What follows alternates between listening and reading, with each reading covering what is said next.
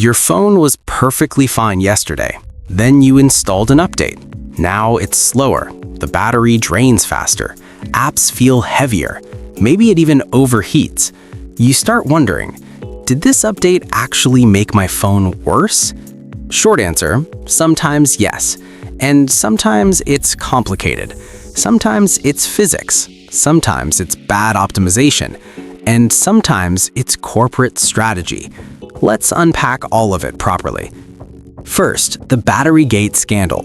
In 2017, something big happened. Apple admitted it was slowing down older iPhones through software updates.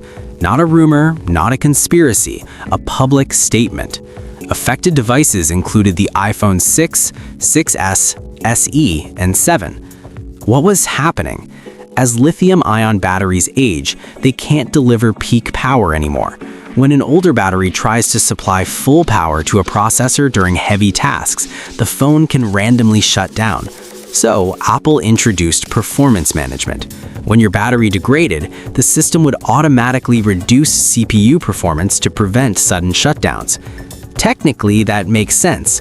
The problem, they didn't clearly tell users. People updated to iOS 10.2.1 and later versions, noticed their phones felt dramatically slower, and assumed their device was dying. Many upgraded. After public backlash and independent benchmark tests confirmed throttling, Apple apologized. They added a battery health section in iOS, allowed users to disable performance management, reduced battery replacement costs, paid hundreds of millions in settlements in the US, and were fined 25 million euros in France. The lesson wasn't just about throttling, it was about transparency. When companies make hidden performance decisions, trust breaks. But here's the truth, it's not always malicious. Most slowdowns aren't secret sabotage.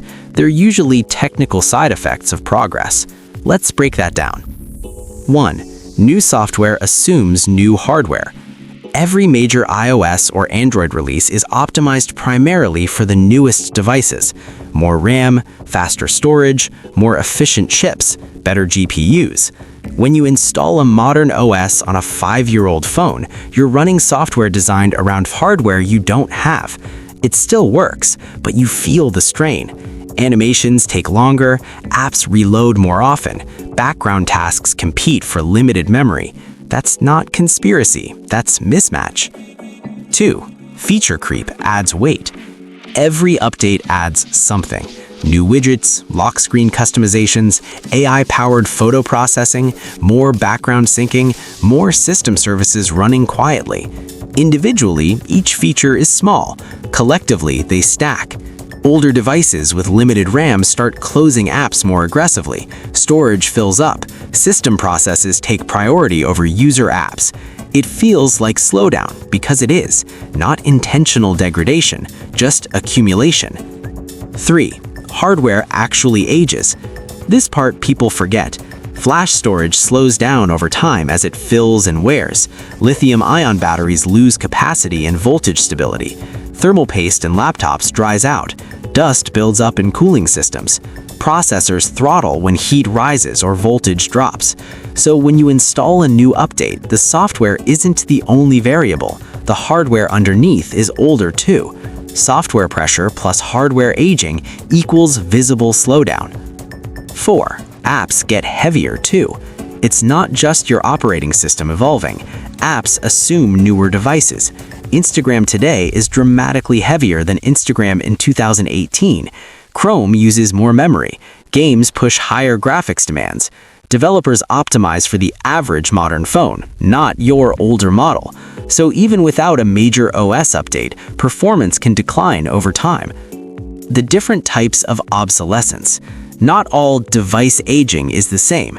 Let's separate them clearly. Functional obsolescence. Something physically breaks. Battery dies, storage fails, screen cracks. That's natural wear. Systemic obsolescence. This is the subtle one. New software gradually overwhelms old hardware. No one flips a switch to make your phone worse, but each update nudges performance downward. Eventually, it feels outdated even though it still technically works. Compatibility obsolescence. Apps stop supporting your OS version. You can't download new updates. Banking apps require newer security APIs. Streaming apps drop support. Your hardware is fine, but the ecosystem moves on. Stylistic obsolescence. Your phone still works perfectly, but new models look better. Better cameras, thinner bezels, titanium frame. Marketing convinces you your 2-year-old phone feels ancient. That's psychological pressure, not technical failure. Support abandonment. This one matters a lot. Some Android manufacturers only provide 2 major OS updates and 3 years of security patches. After that, nothing. Your device still functions, but it becomes more vulnerable over time. In contrast, Google's Pixel 8 series promises 7 years of updates. Apple often supports devices for 5 to 7 years. Support policy alone can determine whether your phone feels short-lived or durable. It's not just phones. Printers sometimes use chips to restrict third-party cartridges or disable ink after certain counters. Game consoles phase out support for older generations. Smart TVs stop receiving app updates after a few years. The pattern isn't limited to one brand or category. Technology moves forward. Companies decide how long to look back. The iPhone 6s example. Here's something interesting. The iPhone 6s launched in 2015. It received updates all the way to iOS 15 in 2021. That's 6 years of support, and many users reported it still ran smoothly. That proved something important. Hardware longevity often exceeds replacement cycles. When companies choose to optimize carefully, older devices can last much longer than expected. So, what can you actually do? You're not powerless here. 1. Don't rush major updates. Wait a few weeks after a big release. Read real-world feedback.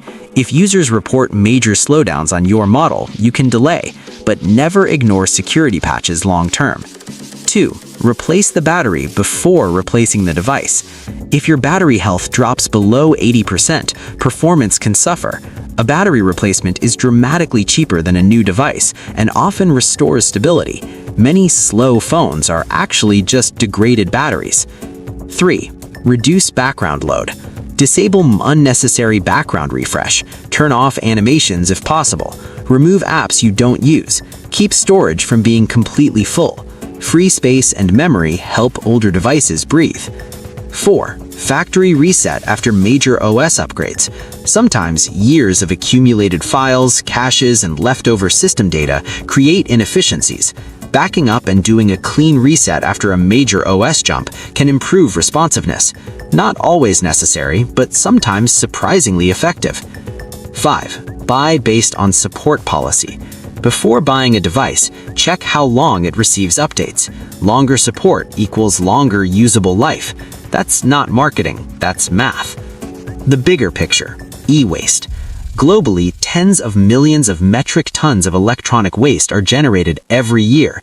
Many devices are replaced not because they're broken, but because software makes them inconvenient. Regulators have started responding. The European Union has introduced right-to-repair regulations and standardized USB-C charging to reduce waste. France requires a repairability index on electronics. The pressure is building. The real answer. Do updates sometimes make devices worse? Yes, sometimes because of hardware aging, sometimes because software outgrows the device, sometimes because companies make questionable decisions, but it's rarely as simple as they're trying to kill your phone. Most of the time, it's engineering trade-offs mixed with business incentives, and understanding that difference matters, because when you understand it, you stop feeling confused. You start making informed choices instead. Have you experienced an update that ruined your device? Share your story in the comments. And if this video opened your eyes to how updates actually work, hit that like button and subscribe for more tech truths that companies don't want you to know. Your device can last longer than they want you to believe.